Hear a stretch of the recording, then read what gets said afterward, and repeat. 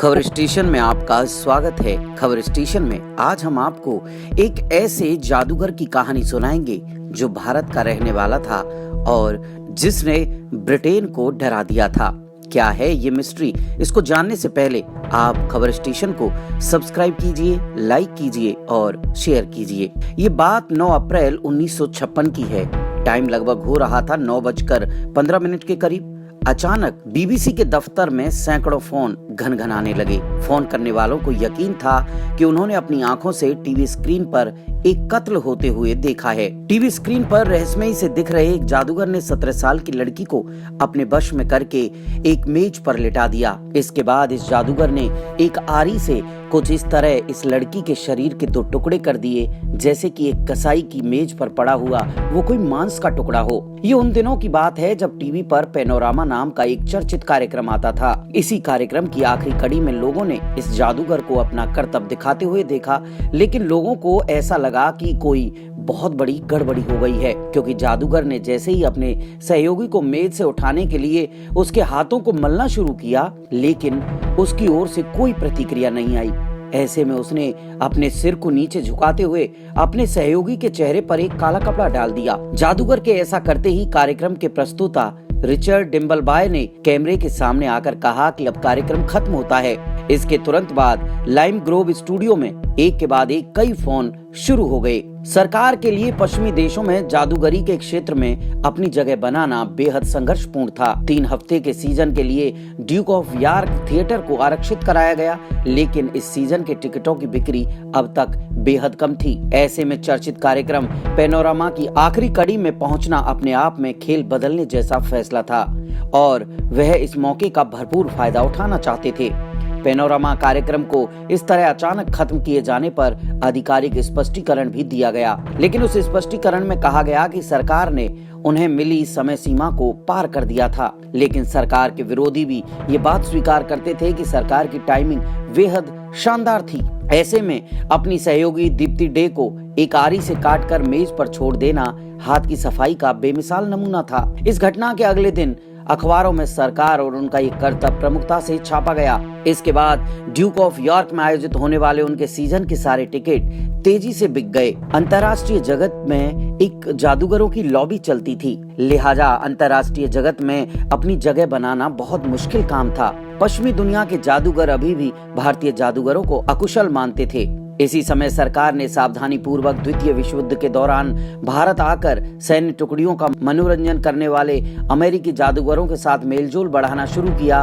उन्होंने इनके बारे में जादूगरी क्षेत्र से जुड़ी पत्रिकाओं में लेख लिखने भी शुरू किए। साल 1950 में सरकार अमेरिकी जादूगर समाज की ओर से बुलावे पर शिकागो में अपना जादू दिखाने के लिए तैयार हो गए। इसके बाद जब वे शर्मन होटल के कन्वेंशन हॉल से बाहर निकले तो वहां मौजूद दर्शकों और पत्रकारों ने उन्हें ऐसी प्रतिक्रिया दी कि जैसे वे मशहूर कहानी अरेबियन नाइट्स के पन्नों से बाहर निकल कर आ गए हों। लेकिन उनका पहला शो आईलैश साइट निराशाजनक रहा।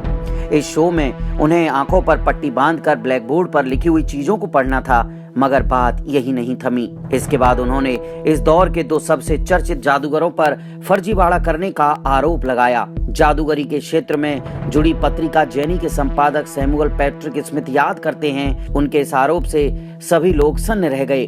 वो कहते हैं कि अमेरिका में इस तरह से व्यवहार नहीं किया जाता था, लेकिन ये बयान आने के बाद जादूगर की दुनिया 2 हिस्सों में बट गई। एक तरफ सरकार के समर्थक थे तो दूसरी तरफ उनके विरोधी। सरकार द्वारा खुद को दुनिया का सबसे महान जादूगर कहने की हिम्मत करना भी कई लोगों द्वारा सबसे बड़े धोखे के रूप में देखा गया। ऐसे में जब लोगों को उनकी जादूगरी पर शक हुआ तो इससे सरकार का ही फायदा हुआ, क्योंकि बॉक्स ऑफिस पर उनके शो हिट होने लगे। सरकार का प्रचार तंत्र बेजोड़ था। जादूगरी के क्षेत्र में जुड़ी पत्रिकाएं और अखबार उनके काम की सकारात्मक समीक्षाओं से भरे होते थे। इनमें शानदार तस्वीरों और पोस्टरों की भरमार हुआ करती थी, लेकिन ये सब अभी भी ग्लैमर तक ही सीमित था। श्वेत एंग्लो सैक्सन जादूगरों प्रभुत्व वाले इस क्षेत्र में अभी भी उन्हें एक बाहरी व्यक्ति माना जा रहा था। कलानन के नाम से स्टेज पर जादू दिखाने वाले और कभी हिटलर के पसंदीदा जादूगर रहे हेलमट एवाल्ड स्क्रिबर ने 1955 में सरकार पर उनकी तरकीबों को चुराने का आरोप लगाया। इसके बाद जर्मन जादूगर के खिलाफ और सरकार के पक्ष में कई जादूगर खड़े हो गए। इन जर्मन जादूगर को याद दिलाया गया कि उन्होंने अपनी राष्ट्रीयता छुपाई है और जिन तरकीबों को लेकर उन्होंने सरकार पर आरोप लगाया था वह भी चोरी किए हैं या मांगे हुए हैं। आज सरकार को उनके इंद्रजाल या the magic of India show के लिए जाना जाता है, जिसे 1955 में पेरिस में आयोजित किया गया था। इस टूर पर सरकार अपने साथ कई सहयोगियों, अलग अलग किस्म के जादू और ज्यादा उपकरणों के साथ गए। इस कार्यक्रम में उन्होंने उन अपेक्षाओं को बदल कर रख दिया जो पश्चिमी देशों के दर्शक किसी भारतीय जादूगर में रखते थे। थिएटरों को ताजमहल जैसा बनाया जाता था। यही नहीं, शो में आने वाले दर्शकों का स्वागत सर्कस के हाथी अपनी रंग बिरंगी सूंड उठाकर करते थे। कार्यक्रम का प्रस्तुतिकरण बेहद शानदार था, जिसमें कई तरह के बैकड्रॉप, कई तरह के कॉस्ट्यूम का बदला जाना और शानदार लाइटिंग शामिल थी। लेकिन सरकार के करियर का टर्निंग पॉइंट पैनोरमा कार्यक्रम के उस सनसनीखेज शो से था। हालांकि उन दिनों में टेलीविजन अपने शुरुआती दौर में था, लेकिन सरकार इतने अक्लमंद थे कि इन्होंने इसका फायदा उठा लिया। सरकार की तरह किसी भी जादूगर ने इस माध्यम का इतना सफलतापूर्वक इस्तेमाल नहीं किया था। सरकार अपने स्टेज इफेक्ट और खास अंदाज की बदौलत दूसरे कई जादूगरों से कहीं आगे निकल गए। उन्होंने भारतीय जादू को एक नई ऊंचाइयों पर पहुंचाया। साल 1970 में डॉक्टरों ने उन्हें ट्रैवल नहीं करने की सलाह दी, लेकिन इसके बावजूद सरकार अपने 4 महीने के कार्यक्रम के दौरान जापान रवाना हो गए। 6 जनवरी 1970 को सरकार ने होक्काइडो द्वीप के शिवेत्सु शहर में अपना इंद्रजाल शो किया, लेकिन स्टेज छोड़कर बाहर निकलते ही जानलेवा दिल के दौरे से उनकी जान चली गई। सरकार को दुनिया के सभी सम्मानित जादूगरों द्वारा भावभीनी श्रद्धांजलि दी गई।